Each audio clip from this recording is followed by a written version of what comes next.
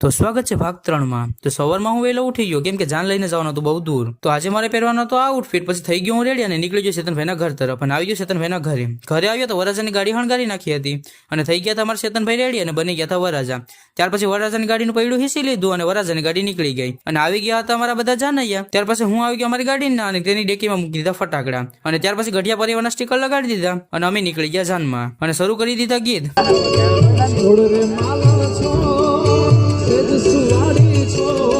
અને આટલા લોકો હતા અમારી સાથે। ત્યાર પછી લઈ લીધો નાનો એવો બ્રેક ને મગાવી લીધી ચા પીધી પણ ચા બની હતી ગોળની ચા પી અને આવી ગયા ચેતનભાઈના સસરાના ગામમાં અને કરી દીધી ગાડીઓની લાઈન। ત્યાર પછી અમે આવી ગયા ઉતારાની જગ્યાએ અને આવી ગયા હતા સંદીપ કાકા અને રોહિત કાકા એટલે આવી ગઈ ચા। ત્યાર પછી આવી ગયા હતા ગાયક અને ગઢિયા પરિવારની ડેલીનું રૂપ પણ રાખે માતાજી પડકારો એ પણ ચેતનભાઈને રાખે માતાજી હાકલાને પડકારા।